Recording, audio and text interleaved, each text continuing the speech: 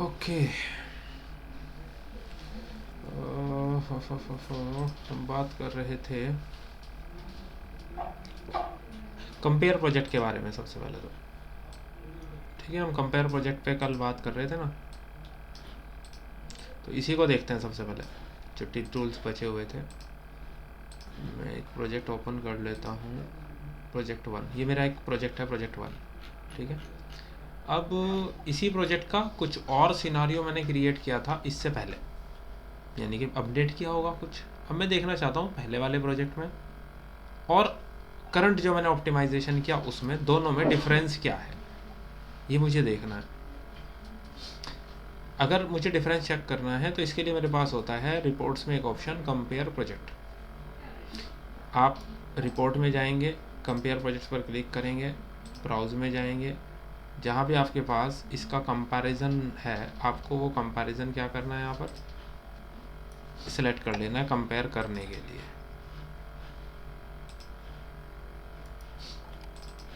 Project 2 के साथ मैं इसे कंपेयर कर रहा हूँ। अब कंपेयर क्या करना है, टास्क टेबल, एंट्री, सब ऑप्शंस आपके पास अवेलेबल है। अर्न वैल्यू, शेड्यूल, आप जो भी यहाँ से सेलेक्ट करना चाहते हैं आप शेड्यूल सेलेक्ट कर सकते हैं, इनमें से कोई भी टेबल जिसको आप कंपैरिजन करना चाहें। मान लीजिए कल भी हम एंट्री की ट्राई कर रहे थे, सेम ट्राई कर लेते। मैं ओके करता हूँ दोनों एंट्रीज़ में। ये दोनों में क्या करेगा, कंपैरिजन करेगा, और कंपैरिजन करने के बाद आपको एक गैंट दे देगा ये क्रिएट करके। गैंट के साथ साथ क्या हो रहा है, यहाँ पर हमारे पास कुछ टेबल भी क्रिएट हो गई हैं साथ साथ। अब इन तीनों टेबल में क्या है, हमारे पास टाइमलाइन आ गई है। तो सबसे पहले मैं टाइमलाइन को क्या करता हूँ, यहाँ से हाइड कर देता हूँ तीनों केस में से। ऊपर दोनों का कंपैरिजन आ रहा है, नीचे दोनों प्रोजेक्ट हैं, प्रोजेक्ट 1 एंड प्रोजेक्ट 2, इन दोनों का कंपैरिजन ही आपको ऊपर नज़र आ रहा है। अगर आप कंपैरिजन चेक करेंगे, ड्यूरेशन करंट, ड्यूरेशन प्रीवियस, ये करंट है, ये पहले की है, दोनों आपको नज़र आ रहे हैं। यहाँ डिफरेंसेस आप देख सकते हैं, आपको डिफरेंस नज़र आ रहा है, ये सारे डिफरेंसेस हैं। जहाँ जहाँ डिफरेंसेस हैं उनमें नज़र आएंगे, जहाँ कोई डिफरेंस नहीं है वहाँ कोई डिफरेंस नज़र नहीं आएगा। देख पा रहे हैं आप, कहीं पर ड्यूरेशन घटा है, कहीं पर ड्यूरेशन बढ़ा है।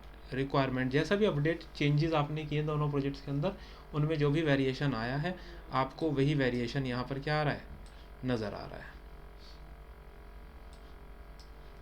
आ रहे हैं सब डिफरेंसेस नज़र। अब फॉर एन एग्ज़ाम्पल, आपकी रिक्वायरमेंट ये है, आप इस पूरी लिस्ट में जो सेकंड चीज़ हम लोग ट्राई कर रहे थे, दैट इज़ कस्टम फील्ड में हम इंडिकेटर बनाने की ट्राई कर रहे थे ना जो कल। अब लेट्स से हमें उसी का कोई पार्ट करना है। जैसे फॉर एग्ज़ाम्पल मैं चाहता हूँ जहाँ पर ये ड्यूरेशन का डिफरेंस आया है, जहाँ ड्यूरेशन का डिफरेंस 3 दिन या उससे ज़्यादा है और 3 दिन या उससे कम है, तो उसके लिए मैं कुछ इंडिकेटर्स यूज़ करना चाहता हूँ, symbolic representation as a indicator. उसके लिए आप क्या कर सकते हैं, कल हमने जो कस्टम फील्ड्स क्रिएट किए थे, वो प्रोजेक्ट के ऑप्शन में कस्टम फील्ड्स का एक ऑप्शन आता है। आप कस्टम फील्ड्स पर क्लिक करते हैं, किस टाइप का कस्टम फील्ड है, हमने बोला हमारा कस्टम फील्ड है, हम इसको रीनेम करते हैं सबसे पहले, और इसको नाम देते हैं हम ड्यूरेशन डिफरेंस। मैंने ये नाम दिया उसको, ओके, ड्यूरेशन डिफरेंस करके मैंने एक पैरामीटर को नाम दिया। अब ये ड्यूरेशन डिफरेंस किस चीज़ की ड्यूरेशन दिखाएगा, वो फार्मूला आपको यहाँ चाहिए। आप फार्मूला पर क्लिक करेंगे, फार्मूले में क्या फील्ड ऐड करना है ये आ जाएगा। जैसे ड्यूरेशन ऑप्शन आ रहा है, आपके पास क्या आ रहा है, ड्यूरेशन का डिफरेंस आपको ऊपर देख रखा है, लेकिन ड्यूरेशन डिफरेंस अगर आप यहाँ जाके चेक करेंगे, यहाँ तो आपको कोई ड्यूरेशन नहीं दिखेगी ऐसे नॉर्मली। ड्यूरेशन वेरिएंस का एक ऑप्शन आ रहा है, लेकिन अभी ये ड्यूरेशन वेरिएंस है जो प्रोजेक्ट अपडेट के बाद मिलता है हमें। मैंने यहाँ से ड्यूरेशन वेरिएंस का कोई वैल्यू लेना चाहा, या यहाँ से टेक्स्ट में आप आ गए हैं, ये सारे जो ऑप्शंस हैं उसके लिए वो है फॉर्मूलाज लगाना। उसके ऊपर आता है। अब क्योंकि यहाँ तो हम कंपैरिजन कर रहे हैं, अब कंपैरिजन करने में हमारे सामने प्रॉब्लम क्या है, दोनों को हम आपस में कंपैरिजन तो नहीं कर सकते, ठीक है। अगर आपको दोनों को कंपैरिजन नहीं कर सकते तो आपको चेक करना है इसमें क्या है। मैं कॉस्ट वगैरह चेक करना चाहूँ या ऐसा कुछ करना चाहूँ, ये चेक करना है। तो मैंने क्या किया, मैंने इसको तो हटाया। ये तो आपको कंपैरिजन तो समझ आ गया ना, कंपैरिजन में वो क्या दिखा रहा है, ड्यूरेशन का डिफरेंस ही दिखा रहा है।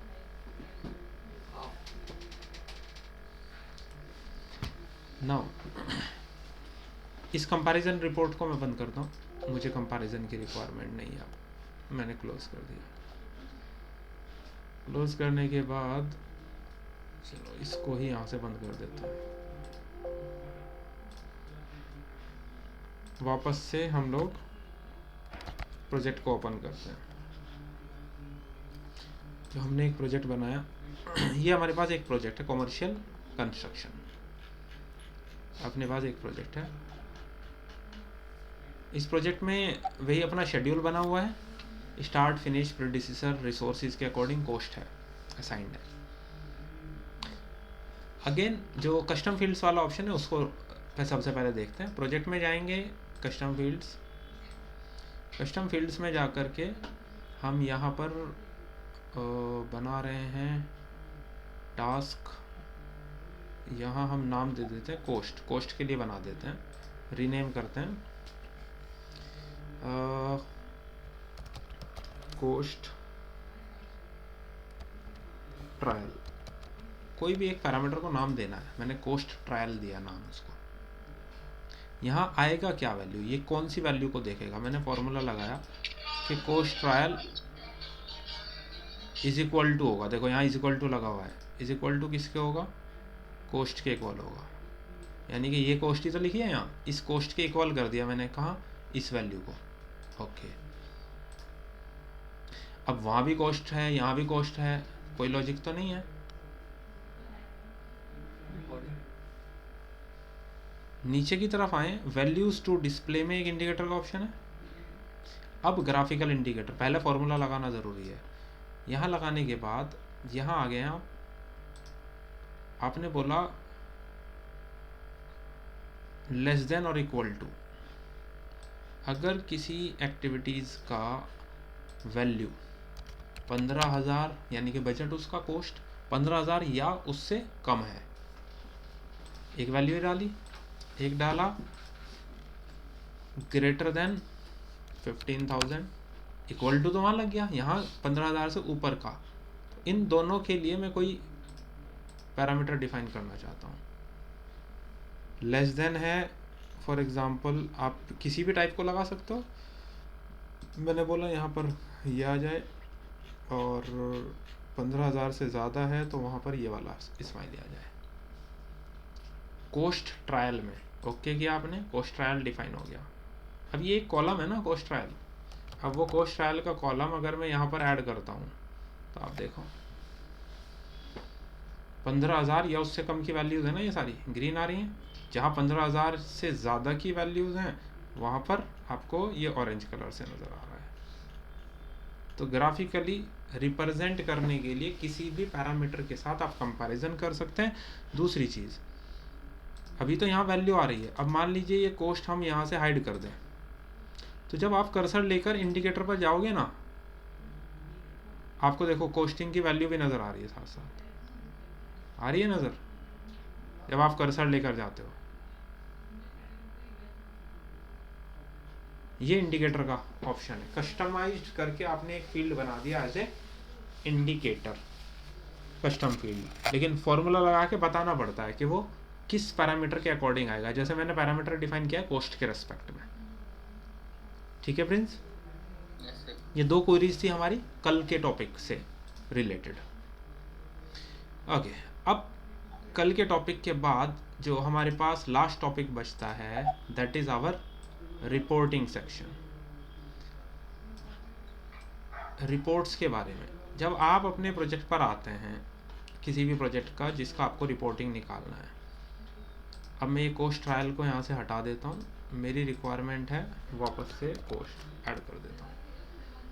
सबसे पहली चीज़ ये आती है, जो शेड्यूल आपने बनाया वो शेड्यूल आपको प्रिंट करना होता है।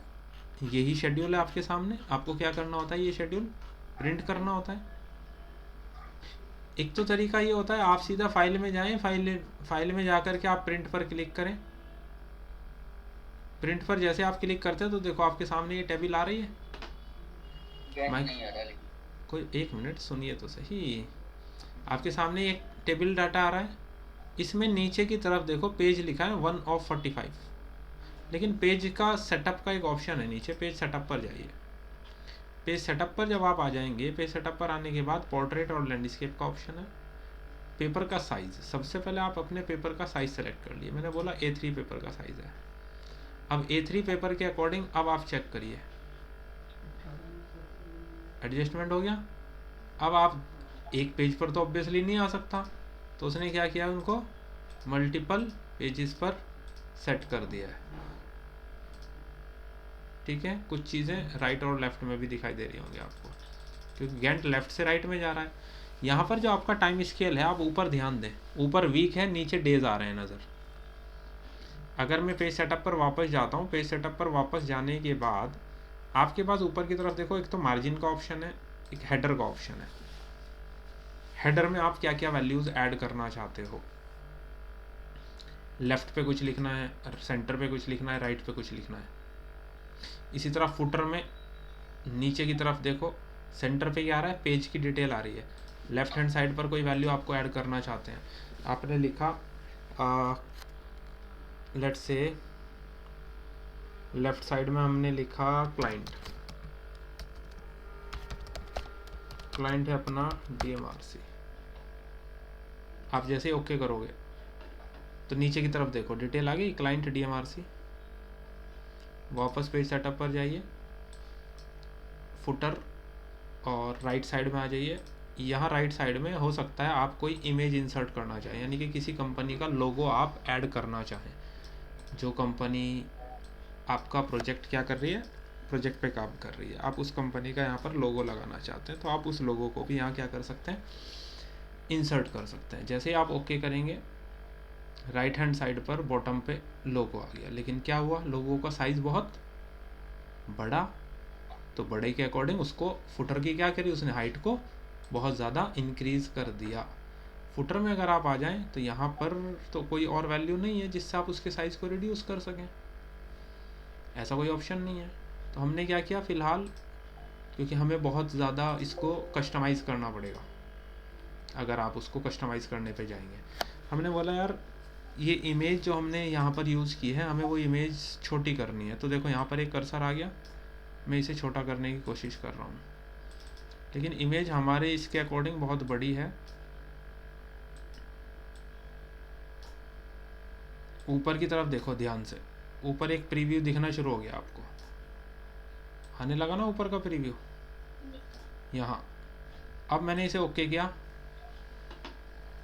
अब आप फुटर चेक करो, ऐड हो गया, लोगो ऐड भी हो गया और एडजस्ट भी हो गई हाइट, क्योंकि इमेज साइज़ के अकॉर्डिंग हाइट इंक्रीज़ या डिक्रीज़ कर सकते हैं आप। उसके इमेज साइज़ को आप क्या कर सकते हैं, चेक कर सकते हैं, कितना आपको करना है, थोड़ा बहुत एडजस्ट करना है, आप वो एडजस्टमेंट कर सकते हैं। तो ये तो बात हो गई है हेडर या फुटर के लिए। लीजेंड, अब क्योंकि गैंट चार्ट भी आ रहा है, तो गैंट चार्ट पे जो सिंबल्स कलर्स यूज़ हो रहे हैं उनकी डिटेल नीचे ऐड है लीजेंड्स में, सेंटर पर, लेफ़्ट साइड पर, राइट साइड पर क्या क्या वैल्यूज़ हैं। व्यू टैब में आए, यहाँ पर देखो क्या ऑप्शन है, print first 3 columns on all pages, पहले 3 कॉलम सारे पेजेस पर चाहिए, ये लिमिट लगा सकते हो आप।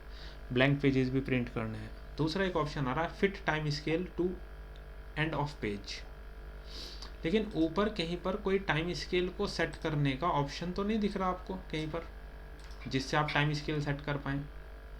हमने बोला ठीक है अभी इसे ओके कर देते हैं। तो नीचे की तो चीज़ें सेट हैं, लेकिन हमारा जो टाइम स्केल आ रहा है वो बहुत बड़ा आ रहा है। वो भी सेट नहीं हो रहा है, ये भी सेट नहीं लग रहा है, जो प्रोजेक्ट कमर्शियल लिखा हुआ ना कंस्ट्रक्शन। हाँ जी, तो उसको भी एडजस्ट करना हो तो क्या लेफ्ट में लिखा हुआ है, जो आइकॉन के बगल में लिखा हुआ, जो आइकॉन दिया है ना समरी माइलस्टोन और इसकी क्रिटिकल टास्क की, हाँ के लेफ्ट में प्रोजेक्ट नेम लिखना है, उसको एडजस्ट करना हो मतलब ऊपर लिखना चाहते हैं आप टाइटल पे? नीचे ही लिखना चाहते हैं, इसको एडजस्ट करना चाह रहे हो, और इसको ये वाले को अगर थोड़ा आगे बढ़ा दे तो एडजस्ट हो जाएगा। नहीं, वो तो पार्ट है ना, आपको क्या क्या पार्ट ऐड करने हैं भाई, वो तो यहाँ है आपके पास। लीजेंड में आ जाइए ना, लेफ्ट सेंटर राइट। तो वही लेफ्ट वाले को अगर वो करना कि विजिबल हो, जैसे कंस्ट्रक्शन का एन नहीं है, गायब है, नहीं दिख रहा है। प्रोजेक्ट के आगे है एंड प्रोजेक्ट टाइटल, एंड जानबूझ के लिखा गया है ताकि वो एक ही लाइन में आए पूरा। और ऐसा एवरी नहीं पेज है, पे आएगा या केवल एक ही नहीं आएगा, ये आपके ऊपर है। प्रोजेक्ट कंस्ट्रक्शन में कंस्ट्रक्शन यू वो तक दिख रहा है, एन नहीं दिख रहा है इसमें, ठीक। भाई मैं वही चीज़ कह रहा हूँ कि आपको यहाँ विड्थ दी गई है, आप जाओ, आप इसकी विड्थ को 5 था, आपने उसे चलो 8 कर दिया डायरेक्ट, ओके कर दो। आप देखो नीचे, नहीं पूछ रहा था। ठीक है। तो पेज सेटअप, ये सारा आपको एडजस्टमेंट जो करना होगा वो यहीं से करना होगा, जितनी भी चीज़ आएंगी। ये एडजस्टमेंट सारा करने के बाद आप इसे ओके करें, लेकिन हमारा जो टाइम स्केल है, हम ये चाहते हैं कि एक ही पेज पर आए। जो राइट साइड में ये ब्लैंक चल रहा है ना, 7 पेज, ये ब्लैंक पेज ना चले। अब उसके लिए यहाँ राइट लेफ्ट साइड में देखो आप, ये 100% का साइज़ है, ये वापस से साइज़ आ रहा है जो आपने फिट किया है। हमने बोला यार ऐसे तो हमारा काम नहीं चलेगा। अब क्योंकि ऊपर देखो यहाँ पर क्या है इस वक्त, वीक पर डे, आप यहाँ से इसे मिनिमाइज करोगे। अब क्या हुआ, क्वार्टर पर मंथ। अब टाइम स्केल आ गया ना क्वार्टर पर मंथ के अकॉर्डिंग। आप वापस से जाएं, फाइल पे जाके प्रिंट पर क्लिक करें। जैसे ही आप प्रिंट पर क्लिक करेंगे, आप देखो वापस से अब ऊपर क्वार्टर आ गया, नीचे मंथ चल रहे हैं। ये पूरा डाटा आपका उसी तरीके से क्या हुआ, एडजस्टमेंट होना शुरू हो गया। लेकिन राइट में तो अभी भी जा रहा है क्योंकि गैंट चार्ट बहुत बड़ा है। अब उस केस में आपके सामने दो रिजल्ट आते हैं, या तो हम उसको श्रिंक करके ज़बरदस्ती सेटअप कर दें। जैसे पेज पर जाएं, एडजस्ट टू 100% आ रहा है, आपने बोला 70% और आपने उसे ओके किया। अभी भी आपका एक पेज पे क्या हुआ, वो सेटअप नहीं हुआ, लेकिन उसने क्या किया, पूरे को वो श्रिंक करने की कोशिश करेगा। उससे क्या होगा, डाटा तो रीडेबल नहीं होगा। अब या तो पेज का साइज बढ़ाया जाए, जैसे A3 से बड़ा पेपर साइज यूज़ किया जाए अगर आपको दोनों चाहिए। लेकिन एज ए ऑफिशियल पेपर्स जो होते हैं वो A4 या A3 के ही पेपर से बड़ा पेपर ऑफिशियली तो नहीं होता। तो आप या तो A2 शीट, A1 शीट पे कहीं बाहर से प्रिंट आउट निकलवाना होगा आपको उस केस में। लेकिन अगर ऐसा करना है तो आपके पास यहाँ देखो एक प्रिंटर होना चाहिए जो होता है बुल्जिक PDF प्रिंटर। क्यों? क्योंकि माइक्रोसॉफ्ट प्रिंट टू PDF में A3 से बड़ा साइज दिखाएगा ही नहीं। जब दिखाएगा नहीं तो आप यूज़ कैसे कर दोगे? अगर बड़ा साइज चाहिए पेपर का, A2 A1 के हिसाब से सेटिंग करनी है आपको, तो आप बुल्जिक PDF प्रिंटर को यूज़ कर सकते हैं। इसके लिए क्या करना होगा, आप सिंपली जाइए, गूगल करिए और आप यहाँ पर टाइप कर सकते हैं बुल्जिक PDF प्रिंटर। डाउनलोड करिए, इंस्टॉल करिए, अपने कंप्यूटर को रीस्टार्ट करिए। उसके बाद आपको प्रॉपर्टीज़ में दिखाने लगेगा बुल्जिक PDF प्रिंटर। ठीक है, ये एक्सटर्नल PDF प्रिंट करने के लिए एक तरीके का ड्राइवर है जो आपको आपके पेपर साइज के ऑप्शंस दे देता है। अगर आपको A3 से बड़ा साइज चाहिए, जैसे A2, A1 या A0, इन साइजेस के आपके पास ऑप्शन आ सकते हैं। कब आएंगे? जब ये ऑप्शन सेलेक्ट करेंगे। अब आप पेपर के साइज पर आइए, तो आप देखो नीचे की तरफ देखो, A2 भी आ गया, A1 भी आ गया, A0 भी आ गया। मान लीजिए मैं आपने बोला आपको A2 साइज यूज़ करना है, पेपर का A2 साइज आपको यूज़ करना है। आपने A2 साइज यूज़ कर लिया, पेपर का A1 साइज यूज़ कर लिया, A0 साइज यूज़ कर लिया, जो मर्जी आप कर लो। आप जैसे ही ओके करोगे वो पेपर साइज पे क्या होगा, फिट हो जाएगा पूरा। लेकिन क्या हो रहा है, क्योंकि आपने परसेंटेज क्या कर रखे, 70% कर रखी है। तो आप वापस से जाओ पेज सेटअप, 100 कर दो। इसको आप 100 वापस करो, ओके कर दें। जैसे आप ओके करेंगे वो वापस रीइंस्टेट हो जाएगा। अब क्योंकि पेपर का साइज़ A1 है तो ये आराम से क्या हो पा रहा है, सेट हो पा रहा है, ना लेफ्ट में ना राइट में, पूरा एक ही पेज आ गया। आप सीधे प्रिंट पर क्लिक करो, आगे की कहानी सेम है जैसे हम नॉर्मली करते हैं। ये एक पीडीएफ कन्वर्ट कर देगा। अब ये बुलजी पीडीएफ प्रिंटर यूज़ करो तो उसकी प्रॉपर्टी दिखा रहा है, यानी कि ब्राउज़ करो और बता दो कहाँ सेव करना है। डेस्कटॉप पर आलम फोल्डर के अंदर हमने शेड्यूल रिपोर्ट सेव करेंगे, आप सेव कर दीजिए। ये आपकी पीडीएफ है, पूरी पीडीएफ गैंट चार्ट फिट करने के लिए आप यूज़ कर सकते हो, बड़ी पीडीएफ साइज। लेकिन अगर आपको ऐसा लगता है कि सर बेटर व्यू है और A3 पर ही सेट करना है, आपके पास दूसरा तरीका यह है। जब आप पेज सेटअप पे जाते हो, मैं एक काम करता हूँ, वापस जाता हूँ माइक्रोसॉफ्ट प्रिंट टू पीडीएफ के ऑप्शन में। अब वहाँ A1 नहीं आता तो ये अपने आप स्विच करेगा। यहाँ जाके आप बताएंगे कि सर हमारे पास A3 का साइज़ है, ठीक है। जब आपने साइज सेलेक्ट कर लिया है, वापस से आप जाएं पेज सेटअप में, आप व्यू टैब पर जाएं। व्यू टैब पर हमारे पास मल्टीपल ऑप्शंस आ रहे हैं, लेकिन आपको क्योंकि क्या कर रहा है, ये जो आपके पेज पर है, आपके सामने है, वही चीज़ तो प्रिंट करेगा। तो यानी कि अगर हम यहाँ रहते हुए ये जो वैल्यू है आपकी गैंट चार्ट की, आप इसको हाइड कर दें, जो गैंट चार्ट का ऑप्शन आ रहा है, अगर आप इसको हाइड कर देंगे तो आप डिसेबल कर देंगे तो वो चीज़ चली जाएगी। जैसे व्यू टैब पे जाएं, कहाँ था ऑप्शन हमारे पास, गैंट चार्ट, केवल गैंट ओनली, यहाँ गैंट ओनली में लेकिन डिटेल फिर भी दिखा रहा है ना।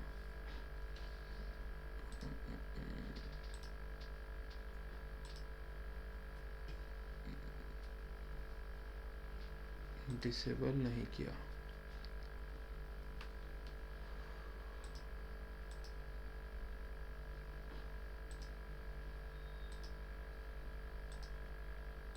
पूरी ही विंडो हाइड कर दी उसने।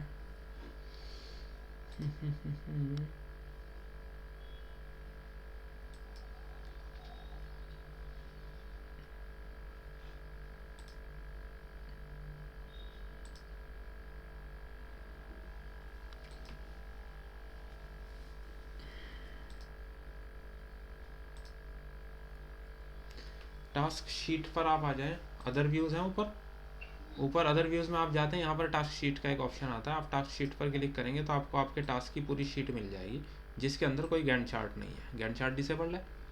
अब गैंट चार्ट डिसेबल्ड है तो जब आप प्रिंट लेंगे तो गैंट चार्ट नहीं आएगा उस केस में। तो आप टेबल को क्या कर सकते हो, अलग से प्रिंट ले सकते हो, ओनली टेबल का। वापस से जाएं हम लोग, गैंट चार्ट पे क्लिक करेंगे, गैंट चार्ट वापस आ जाएगा। लेकिन गैंट चार्ट पे अगर हमें ओनली गैंट चार्ट का प्रिंट लेना है तो उस केस में हमें टेबल को हाइड करना है। अब हम जाते हैं अदर व्यूज़ में, मोर व्यूज़,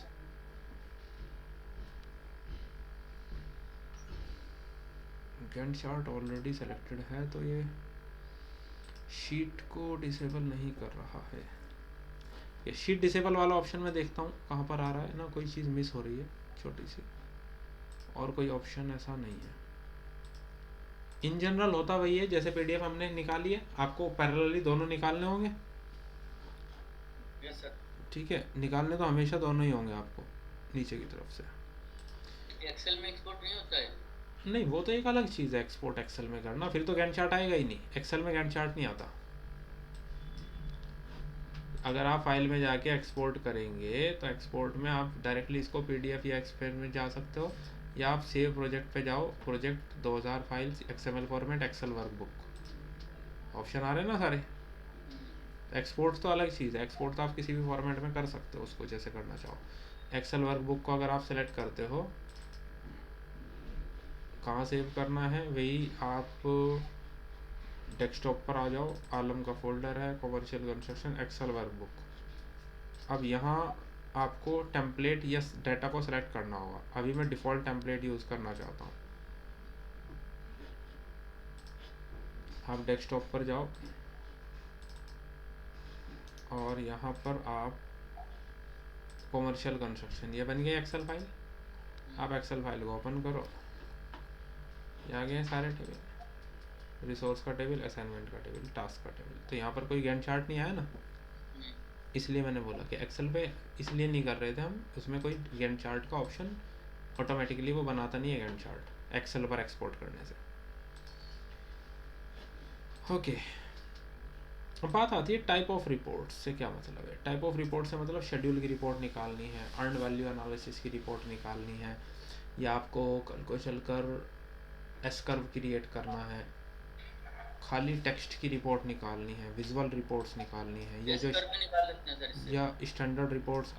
अगर सारी बजटिंग की है आपने और आप फाइनेंशियल एस कर्व निकालना चाहते हैं तो निकाल सकते हैं, मैन आवर्स निकालना चाहते हैं तो निकाल सकते हैं, वो सारा रिपोर्ट्स के ऊपर है। अब जब हम रिपोर्ट्स के टाइप्स की बात करेंगे अभी हम देखेंगे क्या है। प्रोजेक्ट पर अगर आप वापस जाएंगे, प्रोजेक्ट पर वापस जाते हैं तो आप ऊपर देखो रिपोर्ट का एक सेपरेट पैनल दिया गया है आपको। जब आप अपने उस सेपरेट पैनल पर आएंगे तो यहाँ पर आपको सारे रिपोर्ट्स के सेक्शंस मिलते हैं। डैशबोर्ड, न्यू रिपोर्ट, ब्लैंक बनानी है, टेबल रिपोर्ट बनानी है, कंपैरिजन के लिए बनानी है, या चार्ट बनाना है। डैशबोर्ड्स पर अगर आप जाएं, burn down, cost overview, project overview, more reports पर आप क्लिक कर दें, कोस्ट पर आ जाएं तो आप देखो ये आ गया कैश फ्लो, ये आ गया अर्न वैल्यू रिपोर्ट। सारे फॉर्मेट्स हैं बाय डिफ़ॉल्ट बने हुए हैं, आप सेलेक्ट करके जैसे ये क्लिक करेंगे वो रिपोर्ट्स बन के तैयार हो जाएंगी। कॉस्ट वर्सेस क्यूमुलेटिव कॉस्ट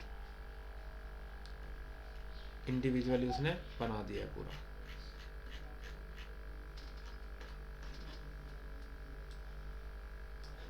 ठीक है, जिनको आप कस्टमाइज भी कर सकते हो, चेंज भी कर सकते हो। जैसे आपने इस टेबल को सेलेक्ट किया, इस टेबल को सेलेक्ट करने के बाद देखो राइट साइड में उसके फील्ड आ गए, फील्ड आ गया तो मैंने बोला यहाँ से क्यूमुलेटिव कॉस्ट को डिसेबल कर दो। अब क्यूमुलेटिव कॉस्ट वहाँ से क्या हो गई, डिसेबल हो गई।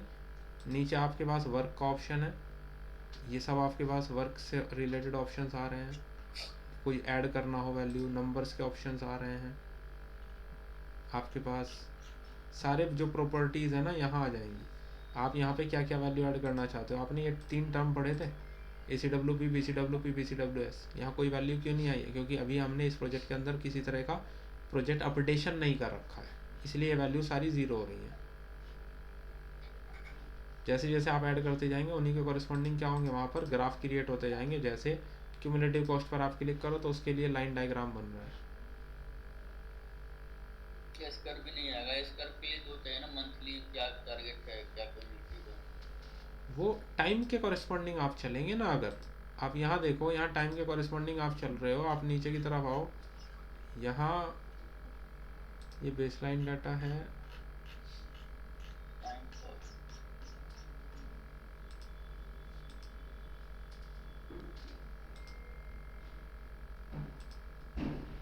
क्यूमुलेटिव हटाते हैं अगर, अब कोई वैल्यू नहीं बची हमारे पास। हम वापस जाएं, कॉस्ट को इनेबल करें,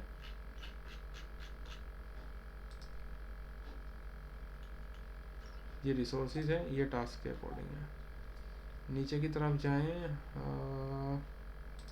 ये एक्टिव टास्क दिखा रहा है सारे, ग्रुप बाय। अगर आपको कुछ ग्रुपिंग करनी हो उस केस में तो आप ग्रुपिंग कर सकते हैं, जैसे ड्यूरेशन के अकॉर्डिंग, कंस्ट्रेंट टाइप के अकॉर्डिंग, या क्रिटिकल नॉन क्रिटिकल के अकॉर्डिंग। तो ये क्रिटिकल की अलग दिखा रहा है और नॉन क्रिटिकल की अलग दिखा रहा है। ठीक है, जो क्रिटिकल है उनको अलग कर दिया, यानी कि उसने कैटेगराइजेशन कर दिया ग्रुप में। आप ग्रुप को हटा देंगे तो वो इंडिविजुअली दिखा रहा है सबकी कॉस्ट। एक्टिव टास्क सेलेक्ट कर लिया हमने, ऑल टास्क पर आ जाइए वापस।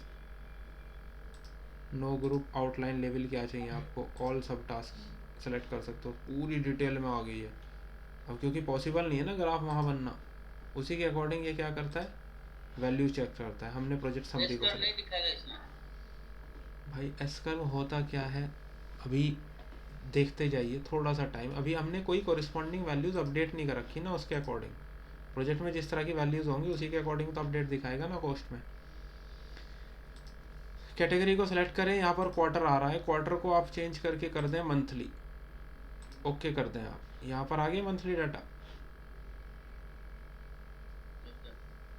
और अगर मंथली में क्यूमुलेटिव को आप एक्टिव कर दोगे, बट क्यूमुलेटिव एक्टिव यही कर रहा है, मुझे क्यूमुलेटिव चाहिए सेकेंडरी एक्सिस पर। क्यूमुलेटिव वैल्यू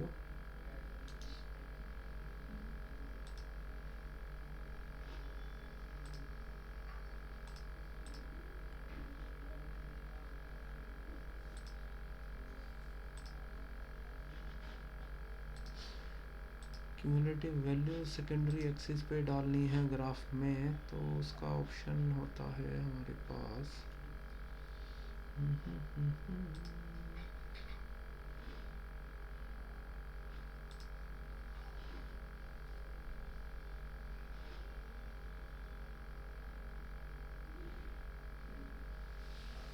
एक्सेल में हमारे पास डायरेक्ट ऑप्शन आता है। चलो ये तो डिफ़ॉल्ट फॉर्मेट है इसका अपना, है ना। रिपोर्ट में देखो एक ऑप्शन अलग से होता है, विजुअल रिपोर्ट्स। अगर विजुअल रिपोर्ट्स का ऑप्शन होता है, विजुअल रिपोर्ट्स पे अगर आप आए, ऑल में देखो कैश फ्लो रिपोर्ट है। यहाँ ये टेम्पलेट बना हुआ है, पहले ही सेलेक्ट कर लो आपको मंथली बेसिस पर चाहिए, क्वार्टरली चाहिए, ईयरली चाहिए या मंथली, वीकली चाहिए, सारे ऑप्शन है। हमने चलो वीकली बोला, वीकली बोल करके जैसे ही आप व्यू पर क्रिएट करेंगे, वो उसके कॉरेस्पॉन्डिंग वीकली एक रिपोर्ट क्रिएट करेगा।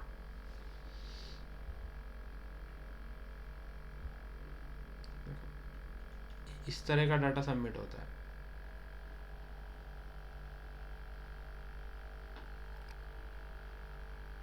हाँ जी, यस सर। जो आप सबमिट करते हो ना कंपनीज में, वो सबमिट होता है एक्सेल पर फॉर्मेट, तो वो विजुअल रिपोर्ट से आप एक्सपोर्ट करते हो डाटा। तो हम लोग वही एक्सेल ही देते हैं उनको।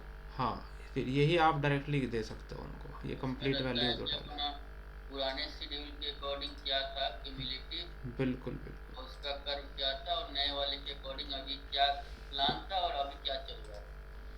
अब आपके पास ये ऑप्शन है, क्या क्या आपने ऐड किया है सारा। वीकली उसने क्वार्टरली उसको कर दिया सेट करने के लिए, बेसिकली ग्राफ को बेटर वे में आप डायरेक्टली यूज़ कर सकते हो। ठीक है, जो जो वैल्यूज़ आप वहाँ ऐड करेंगे वो कम्प्लीटली वहाँ आ जाएंगी। अब इसमें क्यों आ रहा है, क्योंकि अभी तक केवल उस प्रोजेक्ट में आपका जो अपडेटेड है वो बजटेड कॉस्ट अपडेट है। जैसे जैसे आप इसको कस्टमाइज़ करना चाहेंगे ना, देखो यहाँ पर ये सारे आपके फिर एक्सिस में चेंजेस आप करना चाहते हो, कहाँ कहाँ आप करना चाहते हो, चार्ट एलिमेंट्स। अच्छा, यही चार्ट एलिमेंट्स हम यहाँ देखने की कोशिश कर रहे हैं। चार्ट का एलिमेंट हमें यहाँ कहीं मिल रहा है, axis, primary horizontal, primary more options, secondary axis पे हम डाल सकते हैं क्यूमुलेटिव कॉस्ट। इसका कहीं ऑप्शन है क्या यहाँ?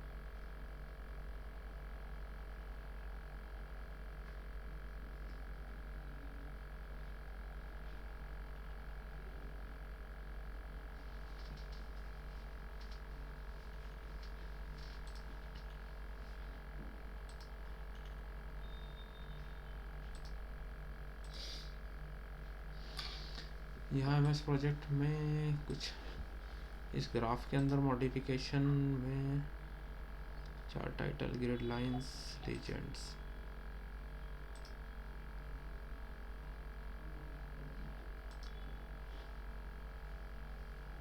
बॉटम पर आ गया, नहीं आ रहा है भाई। एक तो तरीका यही है आपका क्रिएट करने का।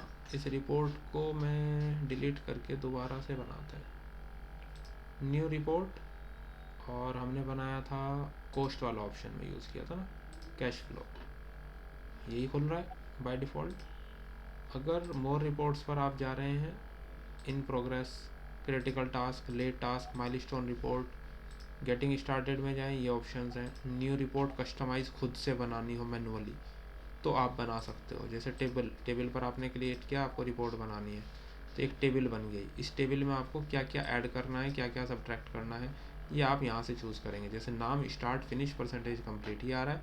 आपने कॉस्ट में जा कर के कॉस्ट को एक्टिवेट कर दिया तो यहाँ पर कॉस्ट भी ऐड हो गई। जो जो वैल्यूज़ आपको ऐड करनी है इस टेबल में, आप वो सारी चीज़ें क्या कर सकते हो, ऐडअप करना शुरू कर सकते हो। इसको रीनेम कर सकते हो, इनको पुट कर सकते हो रिक्वायरमेंट के अकॉर्डिंग। जैसे अगर आपने यूज़ किया है ना पावर पॉइंट में क्या होता है, एक एक टर्म को आप ऐडअप कर सकते हो, चेंज कर सकते हो, कस्टमाइज़ कर सकते हो, वही सारी चीज़ें यहाँ आती हैं। बेस लाइन में आके बेस लाइन की वैल्यू, जो जो पैरामीटर्स आपको इस वैल्यू में ऐड करने हैं, जैसे ही क्लिक करोगे वो ऐड होते जाएंगे। यह कस्टमाइज़ करके खुद से एक नया रिपोर्ट बनाना, न्यू रिपोर्ट। बाकी सारी रिपोर्ट्स के फॉर्मेट्स हैं। अर्न वैल्यू रिपोर्ट पे क्लिक करें, अभी तो 0 0 आएगा। क्योंकि अपडेट्स नहीं है। जैसे जैसे आप अपडेट करेंगे वैल्यूज़ क्या होंगी, अपने आप अपडेट हो जाएंगी प्रॉपर्टीज़ में। वापस जाएंगे रिपोर्ट में, रिसोर्सेज पर जाएंगे, over allocated resources, resource overview. Resource overview पर क्लिक करेंगे, ये कंप्लीट रिसोर्सेज के ओवरव्यू आ गए हैं, हर एक रिसोर्स के वर्क आवर्स। अगर यहाँ क्लिक करेंगे तो अगेन इसकी डिटेल आ गई, cost, work, actual work, remaining work, baseline work. उसने ये तीनों पैरामीटर्स को उठाया है यहाँ।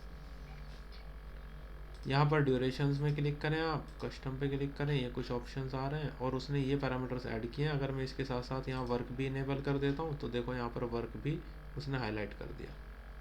तो पैरामीटर्स हैं सारे। पैरामीटर्स जैसे जैसे एक्टिवेट करेंगे, डीएक्टिव करेंगे अपनी रिक्वायरमेंट के अकॉर्डिंग। तो आपको ये देखना है कि आपको अपने एंटरप्राइज के अंदर जो रिपोर्ट सबमिट करनी है उसके अंदर सबसे पहले कौन कौन से पैरामीटर्स चाहिए और कितने रिपोर्ट्स हैं। उतने ही रिपोर्ट्स के फॉर्मेट आप बनाकर सेव कर सकते हैं एक बार, फिर उन्हीं को यूज़ कर सकते हैं बार बार। जैसे अभी आपने रिपोर्ट में, न्यू रिपोर्ट में जाकर ब्लैंक स्टार्ट किया, उसको एक नाम दे दिया मैकेंडार्क, एक फॉर्मेट ऐड किया। अब इस फॉर्मेट में आपको क्या क्या ऐड करना है, अब आप देखो ऊपर की तरफ से रिपोर्ट डिज़ाइन करने के ऑप्शन है आपके पास। जैसे आपको इस रिपोर्ट पे कोई टेबल, कोई चार्ट ऐड करना है, आपने बोला कॉम्बो चार्ट। कॉम्बो में आप क्या चाहते हैं, इस टाइप के कॉलम, ये ऑप्शंस हैं आपके पास। हमने बोला ठीक है यही ऑप्शंस हैं, एज इट इज़ ओके कर दो, ऐड हो गए। अब इनमें क्या कस्टमाइजेशन आपको करनी है वो आप यहाँ से कर सकते हो। फिर चार्ट डाटा के साथ आपको यहाँ पर कोई टेबल डाटा भी ऐड करना है, आप टेबल डाटा भी ऐड कर लें। तो इस एक फॉर्मेट बन के तैयार हो जाएगा। जब फॉर्मेट बन के तैयार हो जाएगा, इसका नाम है मैकेंडार्क, लेकिन आप ये चाहते हो कि ये फॉर्मेट मेरे हर प्रोजेक्ट में नज़र आए, तो ऑप्शंस में जाएंगे, ऑप्शन में नहीं है वो, ऑप्शन आता है इन्फो में, ऑर्गेनाइज़र और रिपोर्ट्स का ऑप्शन होगा। यहाँ देखो ये रहा, यहाँ पे कॉमर्शियल चेंज कर लो, यहाँ पे ग्लोबल चेंज कर लें और ये मैकेंडार्क वाला कॉपी कर दिया। अब ये मैकेंडार्क रिपोर्ट का ऑप्शन ऑटोमेटिकली क्या होगा, हर प्रोजेक्ट के अंदर दिखाना शुरू कर देगा। तो ये कस्टम रिपोर्ट बना करके अपने रिक्वायरमेंट के अकॉर्डिंग, जैसी जैसी रिपोर्ट्स हमारी इंडस्ट्री में रिक्वायरमेंट होती है हम उनको कस्टमाइज़ करके बना सकते हैं। सेम उसी तरीके से जिस तरह आप पावर पॉइंट पे काम करते हैं, थीम्स ऐड करना, चार्ट ऐड करना, शेप्स ऐड करना, कोई टेक्स्ट बॉक्स ऐड करना है, कोई इमेज ऐड करना है, उन सबको कस्टमाइज ऐड करके आप बना सकते हो मैनुअली एक रिपोर्ट का फॉर्मेट। जब रिपोर्ट का फॉर्मेट बन जाएगा उसे आपने ग्लोबल में सेव कर दिया, दैट्स ऑल, वो परमानेंट हो जाएगा हर प्रोजेक्ट के लिए आपके आगे के लिए। इसी टाइप के सारे सेक्शंस यहाँ हैं, विजुअल, टेक्स्ट रिपोर्ट या कस्टमाइजिंग रिपोर्ट्स। जो भी रिपोर्ट्स एग्जिस्टिंग हैं उनको कस्टमाइज करना या अपना खुद का कोई टेक्स्ट रिपोर्ट या विजुअल रिपोर्ट बनाना, ये डिपेंड उसी पे करेगा कि किस टाइप की रिपोर्ट सबमिट करनी है आपको, उसी के अकॉर्डिंग आप बना दो। या आपने जिस तरह एक्सेल पर बनाया डायरेक्टली आप ऐसे भी बना सकते हो।